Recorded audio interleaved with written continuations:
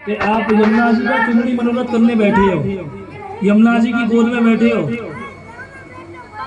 यमुना चुनरी मनोरथ हम जो कर रहे हैं, पहले तो इस स्थान के विषय में सुने कि ये स्थान क्या है, यहाँ करने का फल क्या है। ऐसा शास्त्र का वचन आता है कि गंगायाम शतगुणम पुण्यम यत केशी निपातत। गंगा जी में 100 बार स्नान करने का जो फल है वो केशी घाट पर एकमात्र आचमन करने से ही मिल जाता है। गंगायाम शतगुणम 100 गुना फल आचमन करने से मिल जाता है। और अगर हम भक्त हैं तो यमुना जी में चरण नहीं देती है, यमुना जी का तो आचमन ही है। अब देखो जिस स्थान पर हम बैठे हैं ना, इसको भरतपुर के महाराज ने बनाया। ये सारी कुंज लक्ष्मी रानी कुंज कहती है इसको। तो रानी लक्ष्मीबाई जब वृंदावन आ रही थी भरतपुर से, तो कहार लगे हुए थे, 2 जोड़ीदार आगे आगे चल रहे थे, सावधान सावधान रानी साहिबा आ रही हैं। तो जैसे हमारे यहाँ जब माता बहनें झाड़ू पोछा लगा रही हों और हम लोग चले जाए अंदर तो तुरंत काली आ जाती है। हाँ, उस समय वो काली जो खेलती है ना, हाँ, दुर्गा काली जितनी भी 10 विद्या हैं सब जो है सवार हो जाती है तुरंत। तो ऐसे ही एक मेहतरानी यहाँ सोनी कर रही थी, झाड़ू लगा रही थी वृंदावन में। तो जब उसकी सोहनी करने में, झाड़ू लगाने में विघ्न हुआ ना, तो बोली 5-5 रानी तो पहले से मौजूद है यहाँ ब्रज में, ये छठी रानी क्यों आई यहाँ, या को क्या काम है जाने और मेरे काम में विघ्न डाल दिया। तो रानी ने ये बात सुनी तो रानी के मन में एक उत्कंठा उठी और वो मेहतरानी से पास आकर के पूछने लगी, बोले हे मेहतरानी एक बात बताओ। बोले बोलो। बोले तुम कह रही हो 5-5 महारानी है। बोले मेरे राजा, हमारे यहाँ जो राजा है उनकी तो 3 ही रानी है और यहाँ 5-5 रानी। बोले ऐसे तो हमारे राजा की 16,108 है, पर यहाँ जो मुख्य हैं, जो मालिक हैं, वो 5 रानी हैं। बोले कौन कौन सी, नाम बता। बोले सबसे पहली देख राधा रानी, दूसरी यमुना महारानी, तीसरी रज रानी यहाँ की रज, और चौथी वृंदा माने तुलसी महारानी, और 5वीं में मेहतरानी। अब बता। तो यह बातें सुनते उनके मन में बड़ी गिलानी हुई। बोले तू वृंदावन दर्शन करने आ रही है और तेरा अभिमान नहीं किया, अभी भी तू पालकी में बैठ के आ रही है? तेरे संग में नौकर चाकर चल रही है, इसका मतलब तेरा अहंकार नहीं है। और जब तक अहंकार नहीं जाएगा, जब तक गोपी भाव नहीं मिलेगा, और गोपी भाव नहीं मिलेगा तब तक ठाकुर जी की शरण संभव नहीं है, योगा सरकार की शरण संभव नहीं है। देखो श्रीमद् भागवत जी आप लोगों ने सभी ने कराई भी होगी और सुनी भी होगी।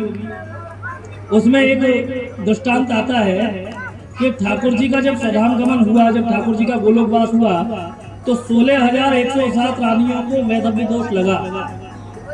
सब रो रही हैं क्योंकि ठाकुर जी चले गए स्वधाम में, लेकिन यमुना जी न रो रही और न उनको वैधव्य दोष लगा। क्यों? क्योंकि गर्ग संहिता में ऐसा वचन आता है कि यही यमुना गोलोक में ब्रजा है। तो उन्हें तो पता है, बोले ब्रज को छोड़ करके कहीं जाते नहीं है ठाकुर जी। तो जब वो द्वारका से स्वधाम गमन हो गया, बोले गोलोक में प्रविष्ट हो गए, लेकिन 16,107 रानियों का गोलोक में वहां पर प्रवेश अधिकार वर्जित है, वो नहीं जा सकती अंदर। पर यमुना जी तो वही है। अब किसी के पति अगर परदेश चले जाए तो क्या वो रोती है? नहीं रोएगी, लेकिन वो लौट करना आए तो रोएगी। तो 16,107 रानियां जो हैं वो तो इसलिए रो रही है कि ये लौटेंगे ही नहीं, अब तो आ गए ब्रज में, ये तो प्रविष्ट हो गए। और जो यमुना जी हैं, इसलिए ये चिर सौभाग्य है, ये हमेशा सौभाग्य प्रदान करने वाली हैं और ये स्वयं में सौभाग्य है। इसलिए सौभाग्य प्रदान करने वाली यमुना जी, इनके चरणों में बैठ करके हम केवल आज गोपी भाव मानेंगे। गो माने हमारी इंद्रियां, और जो प्रत्येक मन वचन कर्म से केवल श्री कृष्ण नाम का ही हो जाए, वही गोपी है, वही गोपी है। गोपियां कभी भागवत जी सुनने जाती थी क्या दौड़ करके? कभी माला लेकर बैठती थी 2-3 घंटे? कुछ नहीं करती थी वो तो केवल सवेरे जब सोनी सेवा करती थी तब से और रात्रि शयन तक केवल एक ही बात मन में विचार रहता था कि लाला आएंगे कहीं उनके साथ में ऐसा ना हो जाए गड़बड़। उनके लिए सही कर रही है, गृहस्थ में तो चल ही रहा है सब कुछ। क्यों? क्योंकि लाला कभी जो है चप्पल नहीं पहनते हैं ब्रज में और कच्ची जमीन है, तो वो ऐसे झाड़ू लगा रही हैं, ऐसे सोनी सेवा कर रही हैं कि कहीं ऐसा ना हो कि लाला आए और उनके पैरों में कहीं कांटे कांटे को चुप जाए। जब खाना बना रही हैं तो हमारे ब्रज के संत कहते हैं कि कभी कभी ठाकुर जी के भाव में इतना विभोर हो जाती थी वो कि खीर में नौन और दाल में मीठो अजब गजब कर डाली। ऐसा गजब कर देती थी कि वो भूल जाती थी किस चूल्हे पर क्या बन रहा है। तो कभी कभी खीर में तो नमक और दाल में मीठा डाल जाती थी। तो ये भाव, यही भाव प्रदान करती हैं कौन? यमुना जी। जब महाराज के लिए भगवान गोपेश्वर पधारे तो यहाँ पर ललता विशाखा आदि सखियों ने उनको रोक दिया, बोले आप अंदर नहीं जा सकते। रोक दिया तो बोले भाई मुझे तो अंदर जाना है, रास में प्रवेश होना है। बोले इसका अधिकार हम नहीं दे सकते हैं। बोले कौन दे सकता है? बोले यमुना जी के पास जाइए। बोले क्यों, आप पता नहीं आपको मैं महादेव? बोले बस इसीलिए नहीं जा सकते हैं। मतलब समझा नहीं। बोले मतलब ये है कि अभी आपने कहा मैं महादेव, तो जब तक आप मैं नहीं छोड़ेंगे भले ही आप महादेव सही। यहाँ पर पुरुष एकमात्र श्री कृष्ण हैं और अगर इनकी शरणागत नहीं होंगे तब तक है तो उनका घर नहीं है, कैलाश है आपका घर। तो यहाँ पर आएंगे तो आपको घर के मालिक की आज्ञा लेनी पड़ेगी और मालिक से ज्यादा मालकिनों की लेनी पड़ेगी। अगर होम मिनिस्टर ने कह दिया तो फिर कोई सा भी मंत्री हो, राष्ट्रपति हो, उसके कोई मायने नहीं होती है। वो तो कह दिया होम मिनिस्टर ने तो वो पास हो गई, वो प्रस्ताव पारित ही है सीधा। तो बस ऐसा ही भाव करेंगे। कहने का तात्पर्य है कि हम ऐसा ही भाव करें कि यमुना जी की गोद में बैठ कर के आज हम बच्चे और आप माँ, और आप हम पर ऐसी कृपा बनाए रखें कि ये सौभाग्य हमको हमेशा बना रहे और आपकी कृपा हम पर, हमारे परिवार पर, अन्य जनों पर हमेशा बनी रहे। ओम यम ब्रह्म वेदांत विरो वरंति परम प्रधानम पुरुषम तदान्ये विश्वोत्थते कारणमीश्वरं वा तस्मै नमो विघ्न विनाशनाय। अक्षतम प्रक्षेपो तदुपरान्ते पवित्रीकरणं कुर्यात्। ओम पुनन्तु मां देवजनः पुनन्तु मनसा देयः पुनन्तु विश्वा भूतानि जातवेदः पुनीहि मां त्रिराचम्यं कुर्यात्। 3 बार आचमन करेंगे। ओम केशवाय नमः, माधवाय नमः, ओम नारायणाय नमः। हस्तल प्रक्षाल्य ऋषिकेशाय नमः। माता जी को ओम श्री नमः, पन्नाय नमः, कमलाय नमः, महालक्ष्मी नमः। हस्तल प्रक्षाल्य करु संशोध्य। अब आप जो पीछे बैठे हैं ना, अपने दाहिने कान का थोड़ा स्पर्श कर लो, ऐसे ऐसे छीलो थोड़ा सा।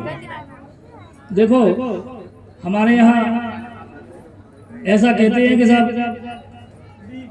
हमारे यहाँ बड़े बुजुर्ग कहते हैं एक बात, अभी बता दूं उसके विषय में, क्यों आप छीन रहे हैं ये कान।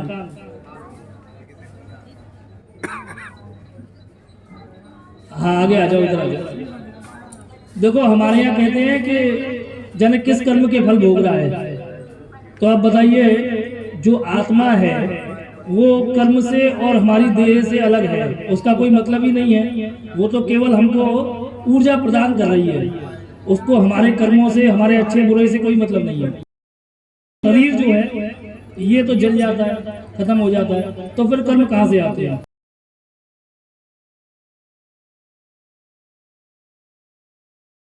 प्रत्येक अंग पर एक एक देवता का अधिकार है।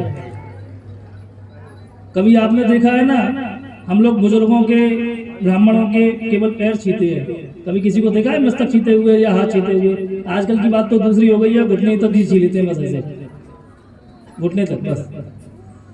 तो ऐसे ही हमारे दाहिने कान में गंगा जी का वास है और यहाँ यमुना का वास है।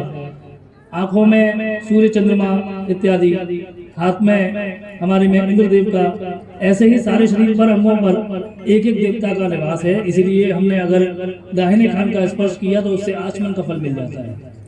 तदुपरांत गुरुम ध्यायेत, गुरु जी के चरणों में प्रणाम करें।